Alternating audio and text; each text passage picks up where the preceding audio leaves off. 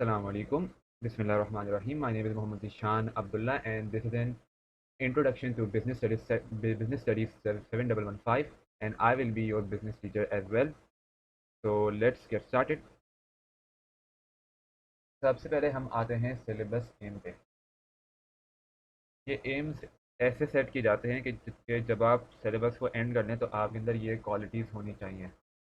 Number one, develop knowledge and understanding of the terminologies, concepts, and methods that are used in business studies, and also recognize the strengths and limitations of the ideas used in business.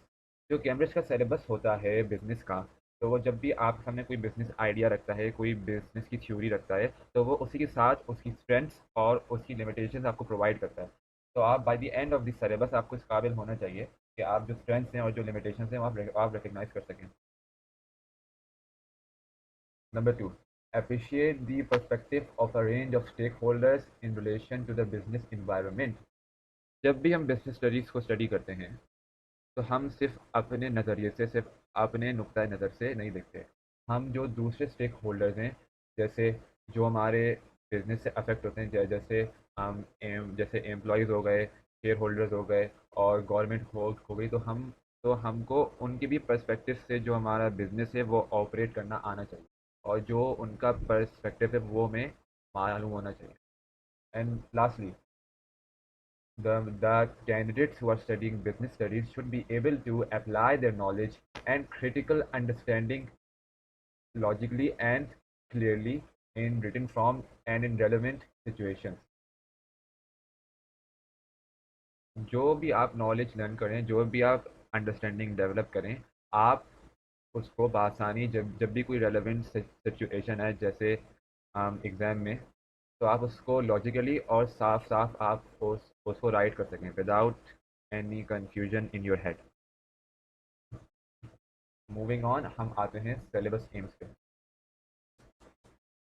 Business studies Cambridge के हर exam की तरह दो papers में divide होते हैं, paper one and paper two.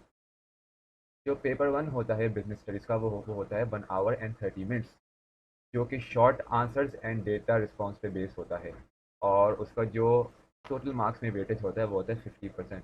अच्छा, short answers और data response का मीनिंग क्या है? बेसिकली आप एक छोटा सा एक small strip of data provide किया जाएगा, और उसी के मुताबिक या यस उसी के मुताबिक आपको जो अपने आंसर्स हैं, जो आपको क्वेश्चन दिए गए हैं उसके आंसर्स लिखने होंगे। फोर्थ जो पेपर होता है वो होता है 80 मार्क्स का, और इसमें 4 क्वेश्चंस होते हैं requiring a mixture of short answers and structured data responses. यानी आसान लफ्ज़ों में छोटे आपको शॉर्ट आंसर्स भी लिखने होंगे, और आपको जो स्ट्रक्चर्ड और लॉन्ग डेटा रिस्पॉन्सेज हैं वो भी आपको लिखने होंगे।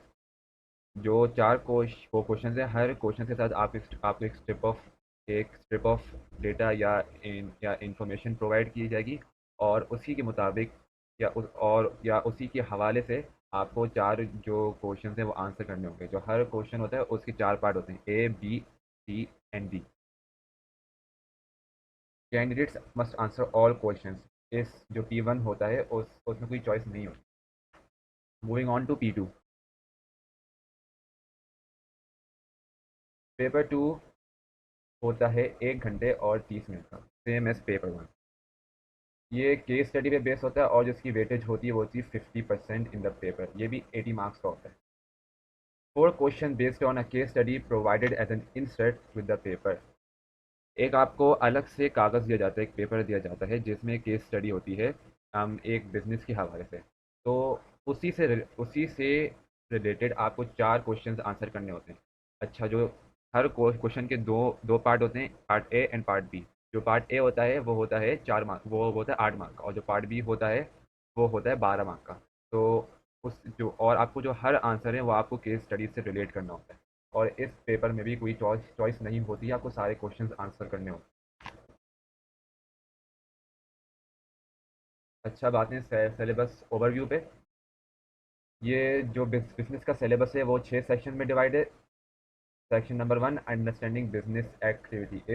इसमें हम जो बिजनेस स्टडीज़ के बेसिक्स हैं वो हम स्टडी करते हैं। Section two, people in the business, जो जो भी पीपल हमारा जिन जिन लोगों से हमारा इंटरेक्शन होता है बिजनेस में, उसके तौर पे जो हमारे एम्प्लॉयज़ होते हैं, तो उनसे हमें डील करना सिखाता है। Section 3 marketing.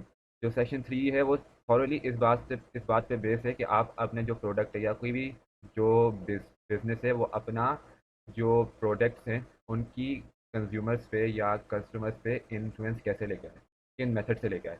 Section 4 operation and management. इस सेक्शन में जो प्रोडक्शन होती है उसके हवाले से सारी चीज़ें हम स्टडी करते हैं। Section 5 financial information and decisions. इस सेक्शन में जो हमारा फाइनेंस की चीज़ें होती हैं, जैसे कैश फ्लो हो गया या इनकम स्टेटमेंट हो गई, उसके हवाले से हम चीज़ें स्टडी करते हैं। Section 6 external influences on business activity.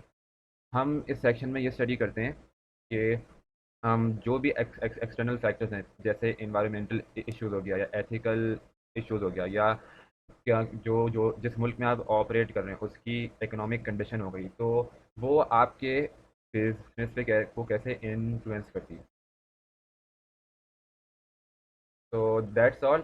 It was just a basic and introduction. Thank you for watching और इंशाल्लाह नेक्स्ट वीडियो में हम बाकी से शुरू करेंगे।